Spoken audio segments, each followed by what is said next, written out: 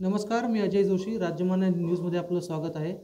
अंबरनाथ विधानसभेचे आमदार डॉक्टर बालाजी किनीकर यांनी काल रात्री एक खळबळजनक पोस्ट टाकून राजकीय वर्तुळात चांगलीच चर्चा रंगलेली आहे त्या पोस्टची. माझी हत्या झाली तरी चालेल, मी एकनाथ शिंदेंची साथ सोडणार नाही, अशी पोस्ट त्यांनी टाकली. अनेक लोकांनी याच्या बातम्या झाल्यात, मीडियामध्ये मोठी पब्लिसिटी मिळाली. मात्र असं असताना एका संविधानिक पदावरच्या व्यक्तीने अशी पोस्ट टाकणं कितपत योग्य आहे आणि कशामुळे टाकली असावी पोस्ट?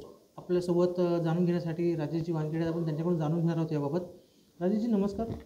सर, काल आमदार किनीकर यांनी एक पोस्ट टाकली सोशल मीडियावरती.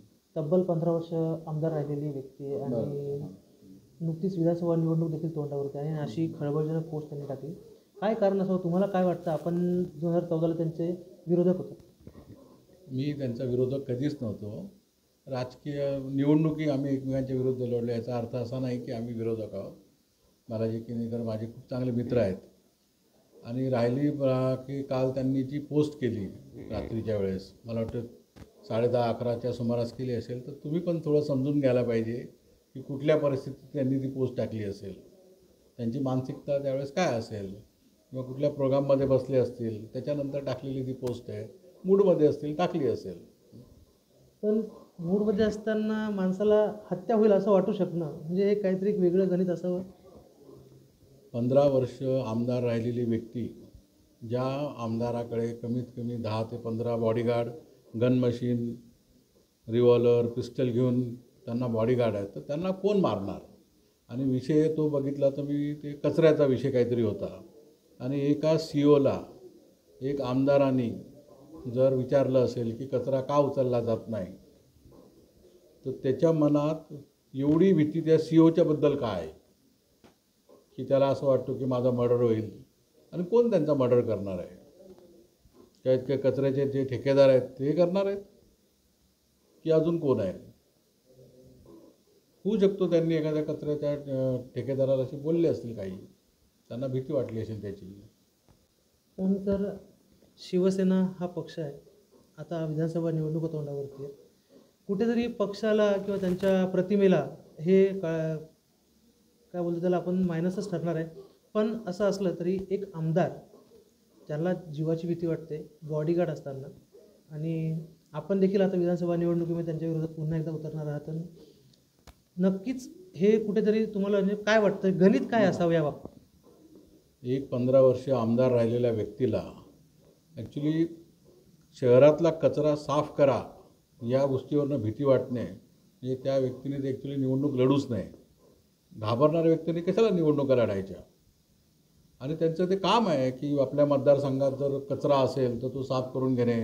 कारण की आज मागच्या 5 वर्षापासून नगरपालिकेची जी आपली बॉडी आहे ती तर नाहीच आहेत ना, नगरसेवक नाहीच आहेत. तर नगरसेवकांची ती जबाबदारी पण नाही आहे. राहिलं तर आमदारच आहेत शहरामध्ये, सत्ता त्यांची आहे, मुख्यमंत्री त्यांचा आहे, खासदार त्यांचे आहेत, स्वतः आमदार आहेत सत्ताधारी.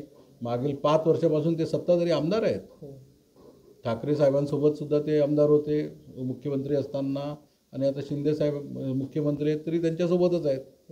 जर ते एका CEOला कंट्रोल नाही करू शकत, कचरा उचलणे साफ करणे हे नगरपालिकेचं काम आहे, ते CEOचा हे आहे. हां, तुम्ही कितींदा हाऊसमध्ये तो प्रश्न विचारला, विधानसभेच्या हाऊसमध्ये, की आमच्या शहरात प्रॉब्लेम आहे कचऱ्याचा, आमचं CEO ऐकत नाही, त्याला काढून टाकायला पाहिजे होती, त्याची बदली करून टाकायची. तसं पण त्याचे 3 वर्ष पूर्ण झालेले आहेत, काढून टाकायची त्याला. पण कुठेतरी आता हा जो पक्ष आहे, शिवसेना हा सत्तेमध्ये आहे, तर त्यांच्यासोबत जर आपण बघितलं तर काही माजी नगरसेवक होते, सुनीलजी चौधरी देखील होते, ते माजी नगराध्यक्ष राहिलेले आहेत.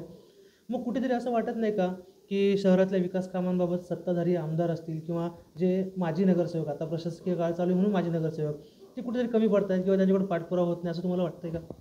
नक्कीच. एक CEO जर एखाद्या आमदाराचं, सत्ताधारी आमदाराचं ऐकत नसेल, तर मला असं वाटतं की बालाजी किनीकरांनी आपले जे शहर प्रमुख आहेत अरविंदजी वाडेकर साहेब, त्यांना सांगायला पाहिजे होतं की हा ऐकत नाही. वाडेकर साहेबांनी त्याला केलं असतं सरळ बरोबर पक्षाच्या हिशोबाने. शिवसैनिक आहेत ते, पण ते साहेब, कुठल्या विळमिळीत पक्षाचे हे नाही आहेत, पदाधिकारी नाही आहेत.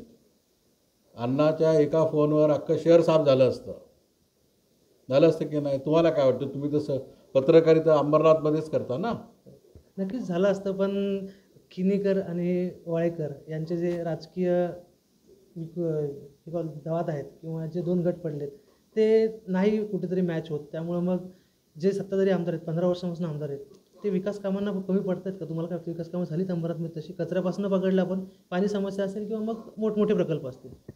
पूर्ण मतदारसंघामध्ये अंबरनाथ मतदारसंघामध्ये जो उल्हासनगरचा जो भाग येतो 4 आणि 5चा, त्याच्यामध्ये सुद्धा कचऱ्याच्या अनेक समस्या आहेत. अख्खं डम्पिंग ग्राउंड आहे 5 नंबरमध्ये. 5 नंबरचे सगळे नागरिक त्याच्यामुळे त्रस्त झालेले आहेत. आजार वाढत आहेत. तिथे तुम्ही राहू शकत नाही, इतका घाण वास येतो. एक आमदार म्हणून त्यांनी ते अजूनपर्यंत बंद नाही केलं. तर ते तर फेलरच आहेत ना. त्यांना काम करण्याची पद्धतच नाही आहे. आज तुम्ही निवडणुकीच्या 2 महिन्या अगोदर बोलताय की मी जागा झालो आहे आणि मी आता रस्त्यावर उतरणार आहे. माझा त्यांना एकच प्रश्न आहे की तुम्ही विधानसभेमध्ये कितींदा हा आवाज उचलला की शहरामधला कचरा उचलला जात नाही, शहरामध्ये पाणी नाही आहे, घाण पसरली आहे सगळीकडे, माझं अधिकारी ऐकत नाहीत. का ऐकत नाहीत?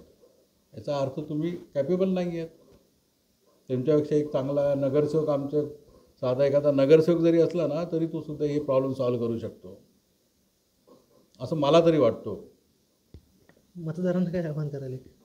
मतदारांना हेच आवाहन करेल की जो उमेदवार लोकांचे कामं करू शकतो, लोकांच्या मागे उभा राहू शकतो ठामपणे, त्याच्या मागे लोकांनी राहावं.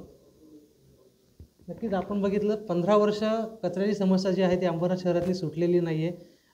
राजेशजींनी आत्ता सांगितलं की अरविंद वाळेकरांना एक फोन केला असता तर त्यांनी अख्खं शहर साफ केलं असतं. मात्र अंबरनाथ शहरातले जे वाद आहेत, किनीकर आणि वाळेकर हे सर्वश्रुत आहेत. त्यामुळं कुठेतरी आमदार म्हणून किनीकर हे कमी पडलेले असले तरी आता शहरातली कचरा कोंडी सुटणार आहे का हे पाहावं लागणार आहे. कॅमेरामन मोहीनसह अजय जोशी, राज्य माझा न्यूज, अंबरनाथ.